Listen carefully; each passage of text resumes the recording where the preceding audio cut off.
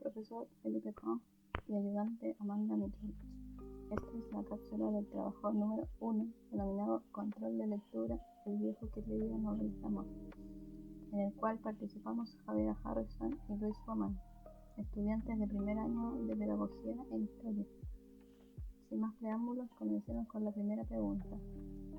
Luis, por medio de un ejemplo, describa cómo se representa el concepto de espacio geográfico en la novela El viejo que leía novelas de amor. Muchas gracias por la presentación, Javier. Para responder la pregunta 1, creemos que el ejemplo más claro de espacio geográfico en la novela es el río, ya que este representa una multidimensionalidad propia de lo visto en clases. Primero, tenemos que entre sus componentes, lo que es puramente natural, el agua, el lecho del río, la corriente y todos los seres vivos que conviven, se alimentan o habitan del mismo. Por otra parte, también se puede identificar que es un espacio localizable y cartografiable.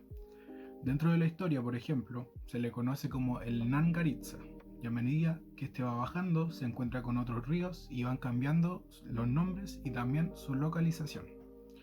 Por otro lado, en el mundo representado por la novela es un factor importante en la configuración del territorio. Los asentamientos más importantes se construyen en torno al río. Ejemplo de esto es el idilio, donde se narra una parte importante de la historia, o El Dorado, pueblo de suma importancia política, económica, administrativa y cultural, sea por el cuartel policial, su puerto fluvial, o los libros que el viejo se imaginaba podrían encontrarse ahí. Entendemos el río como un espacio geográfico en constante transformación. En la novela, el río es dinámico y hace progresar la historia. Dentro de este dinamismo se comprende también las múltiples visiones y usos que se tienen de él. De esta forma, se llega a la conclusión que el río también representa una construcción histórica, que parte desde esta relación naturaleza-humano, quienes en sus expresiones de uso del territorio, la actividad económica y los usos puramente culturales que se le dan, han creado espacios múltiples que se manifiestan a través de diversos paisajes personales o colectivos a lo largo de la novela. Ahora para la pregunta 2. Indique cómo era el uso del espacio geográfico que hacían los Shuar. Gracias Luis por tu pregunta. En la novela se puede observar todo un choque cultural, viéndose reflejado en el uso del espacio geográfico. Por parte de los Shuars, vemos un uso del espacio geográfico que contrasta en demasía con el uso del espacio que vemos por parte de los colonizadores. A través de lo expresado por el autor, la tribu convive con un claro respeto por su entorno y un determinado deseo de mantener el equilibrio y armonía con este. Una demostración clara de aquello se puede observar en la casa. El viejo, instruido por los Shuars, había aprendido en sus años muchas de esas costumbres y enseñanzas que reflejan dicho respeto, como el dejar libres a los animales cuando ya había cazado suficiente. También hay un conocimiento de las diferentes zonas y hábitats de los animales nativos. Conocen su comportamiento y se han adaptado a ello. Ejemplo de lo último es lo que se narra en el capítulo 6. Cuando los Shuars entran en territorio de los monos, dejan objetos que pueden llamar su atención y camuflan sus armas para así no salir muertos de ahí. En cambio, los gringos, cuando llegan a la zona en busca de fotografiar a la tribu de los Shuars, terminan siendo atacados mortalmente porque no tenían ni idea de lo anterior. El río puede ser otro ejemplo. En la ceremonia Shuar toma una parte importante, como también en lo que es el uso consciente de los recursos que éste ofrece. En cambio, desde la visión colonizadora tenemos otra perspectiva. Para ello, lo que no sirve es lanzado al río, cadáveres, pieles restantes de caza. Es por esto, en definitiva, que no hay una conciencia de no contaminar el espacio habitado por parte de los colonos. Hay un entendimiento del espacio y sus manifestaciones en el paisaje completamente distinta a las de los colonizadores, y con ello también un dominio del espacio que avanza cada vez más. Enormes máquinas abrían caminos, y los Shuars aumentaron su movilidad. Ya no permanecían los 3 años acostumbrados en un mismo lugar, para luego desplazarse y permitir la recuperación de la naturaleza. Entre estación y estación cargaban con sus chozas.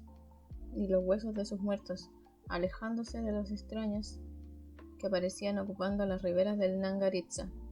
Vemos como al final, con desdicha, quienes habitaron y conocieron estos territorios se ven desplazados y despojados de sus tradiciones. Luis, te pregunto ahora a ti, del contenido visto en clase y la lectura del libro, ¿qué elementos geográficos reconoces? Ejemplifique 2. Apoyados por la respuesta a la pregunta anterior, podemos identificar que a través de la apropiación y la lucha por el dominio de tierras, existe también una lucha de poderes, de interpretaciones múltiples y jamás exclusivas sobre el mismo espacio geográfico, tal como lo vimos en clases. A través de la perspectiva de Antonio José Bolívar Proaño, se va configurando una noción del territorio y también del lugar. Cuando llega por primera vez al idilio, hay toda una ilusión por el futuro, que luego se transforma en una lucha contra la naturaleza por sobrevivir. Existe una apropiación del espacio, como señala Roger Brunet, para la satisfacción de sus necesidades básicas. Luego de fallecer su esposa, el viejo deja el idilio para unirse a la tribu de los Chuar, comenzando así un proceso de aprendizaje que con los años lo ayudará a recorrer la selva y terminar teniendo una nueva visión sobre el espacio que lo rodea. Cuando vuelve al idilio, luego de la muerte de su amigo y su consiguiente expulsión de la tribu, el pueblo se ha transformado política y espacialmente con la llegada de aún más colonos, pero también se ha transformado su propia visión personal de este a través de la experiencia. En esta respuesta pudimos ver a través de ejemplos conceptos vistos en clases, como lucha de poder y dominio sobre un espacio, el concepto de espacios múltiples, el territorio bajo una noción jurídica, social y cultural y afectiva, y los lugares caracterizados por factores identificarios e históricos. Ahora para la pregunta 4. De manera breve, imagine y describa un final diferente de la novela si es que el concepto de ética y justicia ambiental hubiesen estado presentes. Justifique este nuevo final. Para esta pregunta procederemos primero justificando nuestro nuevo final y luego narrando el final que hemos escrito junto a mi compañero Luis Román. Nosotros elegimos este final pensando en los temas de ética y justicia ambiental, entendiéndolo así como un pago por parte de los afectados en primera parte.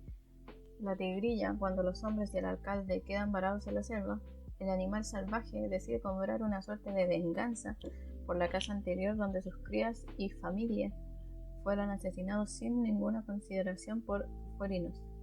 En Ética de la Tierra se afirma este punto de la supuesta superioridad que sienten los humanos frente a otras especies y cómo esto afectaría gravemente al equilibrio ecológico. Villarroel plantea que la ética ambiental surge a mediados del siglo XX, incitada por la necesidad de enfrentar dos importantes desafíos planteados por el antropocentrismo tradicional: la presunción de superioridad moral de los seres humanos respecto a los miembros de otras especies, aparte del crecimiento incontrolado de la población humana que amenaza la viabilidad de los sistemas del apoyo vital. Al entender nosotros que el interés económico capitalista es la primera causa del excesivo uso de los recursos naturales, la explotación de los suelos y la ocupación de territorios con nula conciencia del impacto ambiental que esto puede tener, el final más ético en la perspectiva humanista e idealizada era que los animales, seres supuestamente inferiores, se apropiaran de sus espacios y dominaran a la especie humana que los había usado para su conveniencia años y años.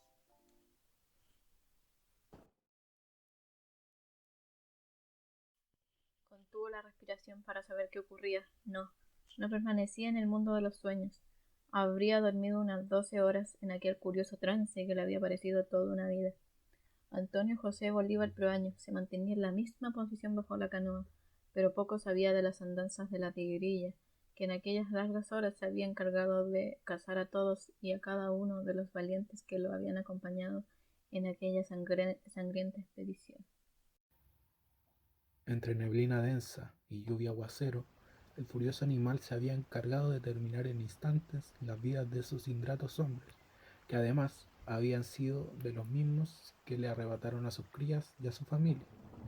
Último quedó el gordo alcalde, quien en sus torpes conocimientos de los parajes había quedado atrapado en un charco de barro en medio del camino. En esos últimos segundos de su vida, añoró otros paisajes, los de un París poético o una Venecia bajo el sol del Mediterráneo italiano, o simplemente estar de vuelta en la alcaldía, bebiendo su trago favorito y odiando a todos y cada uno de los habitantes del idilio que hablaban de él a sus espaldas. ¿Cómo los odiaba? Pero odiaba más al primer gringo bastardo a quien se le ocurrió meterse con los cachorros de la fiera salvaje que ahora lo acechaba. Escuchó el rumor de la muerte, acechándolo desde las frondosas malezas, y en menos de un segundo se escuchó un grito estremecedor que rompió el silencio funesto a metros a la redonda. Antonio José Bolívar Proaño solo escuchó un murmullo de aquel asesinato, mientras caminaba cauteloso de vuelta a la tienda del difunto Plasencio Cunán. A metros de llegar al destino, cruzó su mirada con los amarillos ojos de la tigrilla, la cual comenzó a acercarse a Antonio José Bolívar Proaño, sin ninguna intención de alarmar. Había sido un recuerdo de décadas, donde ambos se veían con mucho menos años sobre sus espaldas y muchas menos muertes también. El viejo recordó todas esas casas, donde siempre tomaba lo que necesitaba y nunca de más. Devolvía todo lo que no usaría para que el resto de las criaturas de esos salvajes parajes también pudieran usarlo. Una de esas fue la tigrilla, y ahí mismo fue donde ambos lo supieron. Antonio José Bolívar Proaño siguió su camino de vuelta al idilio, y la tigrilla siguió su camino para dejar por fin ese lugar, y quizás, al igual que los Schwartz, adentrarse aún más en las profundidades de la selva, escapando de todo el desastre y violencia que invadía los territorios de todos.